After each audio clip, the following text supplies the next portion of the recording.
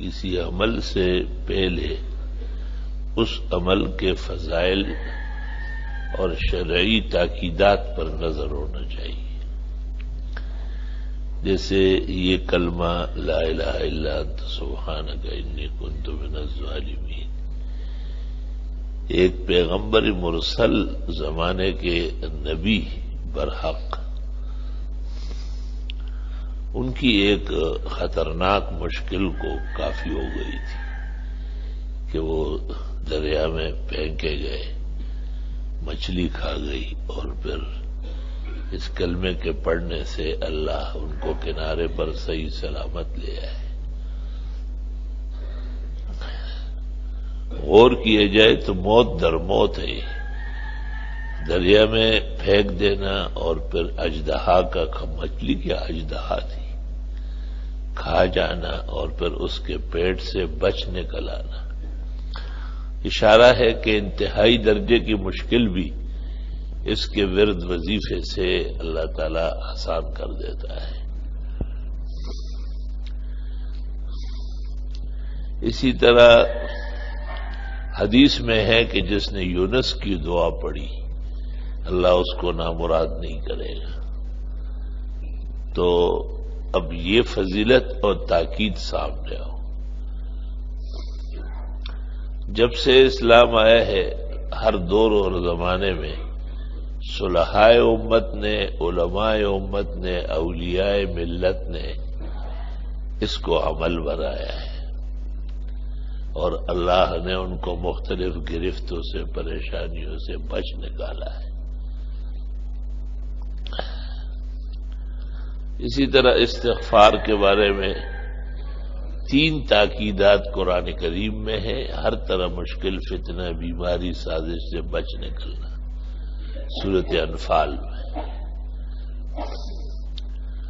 اور طاقت توانائی کا بحال ہونا استغفار کی برکت سے سورۃ ہود میں ہے، اور خدا تعالی کی طرف سے مغفرت و غفران کا ملنا، اللہ کی طرف سے موسلادھار بارش آباد کاری کی، سرسبزی اور شادابی کی نصیب ہونا، اللہ تعالی کی طرف سے جنت یعنی باغات دنیا میں بھی اور آخرت میں بھی، نہروں کا جاری ہونا، بیٹے اور مال کا ملنا ہے. کتنی عجیب بات ہے کہ اللہ خود وظیفہ دے رہا ہے. فَقُلْتُ اسْتَغْفِرُوا رَبَّكُمْ إِنَّهُ كَانَ غَفَّارًا. حضرت نوح کہتے کہ میں تمہیں کہہ چکا ہوں کہ استغفار کرو، معاف ہو جاؤ گے. یرسل السماء علیکم مدرارا، زوردار بارشیں ہو جائے گی. وَيُمْدِدُكُمْ بِأَمْوَالٍ وَبَنِينَ، اور مدد دے دے گا تمہیں مال اور بیٹے دے کر. دیکھو مال کا ہونا بھی ضروری ہے. اگر مال نہیں ہے تو بیٹے کئی خرکار ہوں گے، کئی مزدور کار ہوں گے، کئی ڈکیتی کریں گے، کئی پتہ نہیں کیا فتنے مصیبت بنیں گے. تو یہ جو کہتے ہیں نا کہ اولاد کم سے کم ہو، تو یہ کم عقل، بیوقوف، بےہودہ قوم ہے. ان کو کہنا چاہیے کہ اولاد نیک صالح ہو. اگر نیک صالح ہے تو ہر اولاد آسمان کا چاند ستارہ ہے، 10 ہو یا 20 ہو. تو بات ایک طرف سے لے لی اور تم دوسری طرف سے لگا لی. بھئی ناکارہ اولاد، فطرہ باز اولاد دوسروں کے اہل کار ہوتی ہے. ماں باپ ان کی وجہ سے رنجش میں مبتلا ہوتے، باپ تھانے اور تحصیل میں کڑے رہتے، تو یہ بد چلن بیٹا ہے نا. تو نیک چلن، نیک خصلت اولاد جو ہے جتنی زیادہ ہو، آرام اور آسودگی کا باعث ہے. اسی طرح مال بھی صحیح طریقے سے آیا ہو اور صحیح طرح چل رہا ہو تو دنیا میں سب سے بڑی راحت اور خوش نصیبی کا سامان ہے. شریعت کی باتوں کو شریعت کی نظر میں سمجھنا چاہیے. کوتا نظری سے سمجھنا کم نصیبی ہے. وَيَجْعَلْ لَكُمْ جَنَّاتٍ، اللہ تعالیٰ تمہیں جنتیں دے دے گا. تب دیکھو جنت تو ہمارا ایمان ہے کہ اللہ نے مرنے کے بعد ایک زبردست تسلی خوشی کی جگہ بنائی، اور مومن مسلم کو وہ نصیب ہوگی انشاءاللہ تعالی۔ لیکن دنیا میں بھی اس کے مظہر ہم دیکھتے ہیں، دینی ادارے جنت ہے، مختلف شاخیں جنت ہے، نوری آباد جنت ہے، اور یہاں مدارس جا کے دیکھو، مسجد محمد عاقل ایک بہترین جنت ہے۔ اس کو مفسرین کہتے ہیں تفسیر اول و تفسیر ثانی، یعنی عبارت النص اور دلالت النص۔ وَيَجْعَلْ لَكُمْ أَنْهَارًا، اور تمہاری نہریں جاری کر دے گا۔ اب دیکھو، ایک بیٹا ہے جو باپ دادے نسب کو بدنام کر رہا ہے، ایک بیٹا ہے جو ان کی پگڑی، ان کی عزت بلند کر رہا ہے۔ تو نہر کا کیا مطلب ہے؟ یہ صرف کی نہر، یہ نحوے کی، یہ فقہ کی، یہ حدیث کی، یہ تفسیر کی، یہ امامت کی، یہ خطابت کی، یہ تبلیغ کی۔ نہر کا کیا مطلب ہے؟ یہ مختلف خیر و برکت کی شاخیں ہیں۔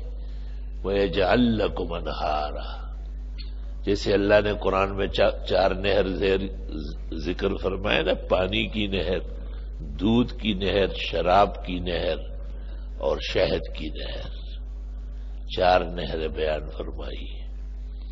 تو نہر تو ایک لفظ ہے جس میں خوشائندہ اور آب حیات جیسے پانی میٹھا شیرین بہ رہا ہو۔ اب اس نہر کی جو آگے مصداق ہے وہ شریعت خود متعین کرتی ہے کہ وہاں شہد ہے، وہاں جنت کے مطابق شہ نشان شراب ہے، اور وہاں دودھ ہے، وہاں پانی ہے۔ تو دنیا میں ہم دیکھتے ہیں کہ ایسے لوگوں کی جو نہریں جاری ہوتی ہے ان کی نظیر نہیں ملتی، کائنات میں اس کی مثال نہیں ہوتی۔ دارالعلوم دیوبند ایک دینی ادارہ، ایک مدرسہ نام تھا اس کا، لیکن خیر و برکت دیکھو پورے عالم کے اندر چھا گئی ہے۔ وَيَجْعَلْ لَكُمْ أَنْهَارًا، ہمارے کراچی کے مقتدر ادارے جہاں سے ہم نے بھی پڑھا ہے، پاکستان کے بے مثال ادارے، ایشیا کے بر صغیر کے زبردست درسگاہیں، وَيَجْعَلْ لَكُمْ أَنْهَارًا۔ استغفار کے بارے میں پیغمبر مرسل فرماتے ہیں، من اکثر الاستغفار، ایک تو استغفار کی کثرت ضروری ہے، ومن لزم الاستغفار، نسائی، جو ہمیشہ استغفار کرے، لازم سمجھے ہمیشہ کرے، جعل اللہ لہ من کل ضیق مخرجا، ہر تنگی سے راستہ ملے گا، ومن کل ہم فرجا، اور ہر غم سے نکلنے کا راستہ ملے گا، وَرَزَقَهُ مِنْ حَيْثُ لَا يَحْتَسِبُ، اور ایسی روزی ملے گی کبھی سوچا بھی نہیں ہوگا۔ بھائی گھر میں دیکھو مہمان آ جاتے ہیں تو بہت شان و شوکت سے بریانی، قورمہ، یہ وہ، دوسرے ٹائم دو انصر، تیسرے ٹائم پھر پوچھتے ہیں کہ جانا ویسے جانا کب ہے، یہ دیکھیں آپ۔ لیکن دیکھو یہ دینی اداروں میں ہمارے اب 1200 طالب علم مسافرین قائم دائم ہے، اور ان کے کھانے کا ایسا نظام ہے، اور اس طرح کی یقین کر لے کہ ہم جب وہاں سے کھانا منگوا لیتے ہیں تو گھر کے کھانے سے بلند و برتر ذائقہ دار ہوتا ہے۔ تو یہ اللہ تعالیٰ دکھانا چاہتے ہیں کہ رزاق میں ہوں، اور میں نے جو کہا ہے وہی ہوگا، تم اپنا ایمان درست کر لو، توکل میں کمی و خلل مت لاؤ، اس سہارے اور توکل کے معین و مددگار بنو۔ ایک حدیث تفسیر الکشف والبیان میں ابو المنصور ماتریدی کی دیکھی ہے، اور بڑی حیرت ہوئی ہے اس تفسیر پر کہ اس نے یہ روایت بھی نقل کی ہے کہ فانتہا الصلاح، اگر سچ مچ استغفار کا وظیفہ ہو اور استغفار کثرت سے بھی ہو، لزوم سے بھی ہو، تو نہ یہ کسی کے خلاف ہتھیار اٹھائے گا، نہ اس کے اوپر کبھی ہتھیار کام کر سکے گا۔ غور فرمائیے 15ویں صدی میں کتنے بڑے بڑے اس بون چال سے گزر گئے۔ ہمیں اپنا قورم پورا کرنا چاہیے، اللہ تعالیٰ کو خوش رکھنا اور اس نظام پر آنا جو اس نے مانگا ہے، پھر اس کے ہاں دینے کی کمی کس بات کی ہوگی؟ تو اس لیے یہ جو جمعے کا عمل ہے یہ ہمارے ہفتے کا تمام اعمال سے سرفراز ہے۔ ہمیں کوئی دوست احباب کہے کہ آیت کریمہ، تو ہم ان سے کہتے ہیں جمعے کے دن فجر کے بعد میں آپ بھی شریک ہو جائیے، ہم بھی آپ کے لیے نیت کرتے۔ کوئی آسان کام نہیں ہے کہ روزانہ بیٹھ کر کے استغفار اور آیت کریمہ ہزاروں لاکھوں مرتبہ ہو۔ یا تو چونکہ بکثرت افراد ہے، جمعے کی فجر ممتاز فجر ہے۔ پیغمبر نے یہ جو دو صورتیں پڑھی ہے، سجدہ و دہر، محدثین کہتے ہیں ناغہ نہیں ہوا ہے۔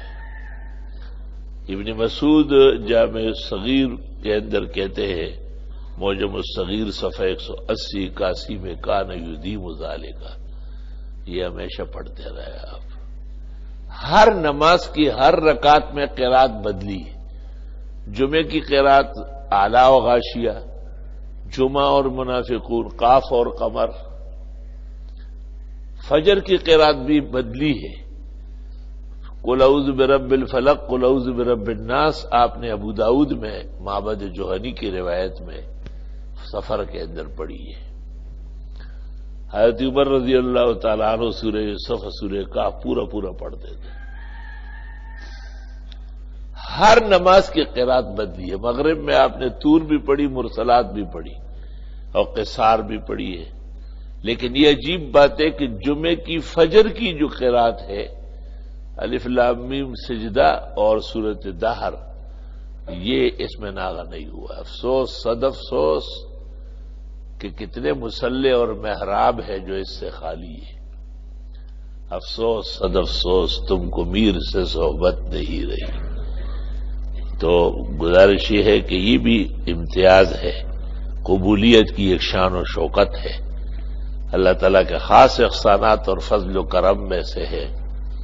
18 سال اس عاجز فقیر نے اس مصلی پہ خود پڑھا، اس کے بعد 5-6 سال محمد انور شاہ پڑھتا رہا، اور اب ہم دونوں، وہ تو وقت سے پہلے ہی گلے کی تکلیف میں ہے اور یہ عاجز فقیر سانس اور دیگر گرانیوں میں، لیکن میں پڑھ سکتا ہوں اب بھی الحمدللہ۔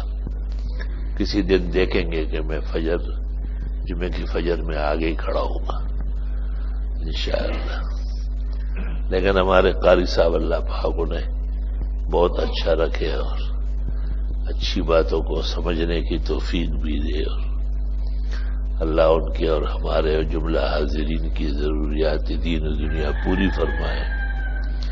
وہ ایسے بہترین پڑھتے ہیں کہ شاید دنیا میں اس کی نظیر کم ہو، کیونکہ یہ بھی پاکستان کے چند اونچے فاضل قراء و فاض بعمل علماء میں سے الحمدللہ۔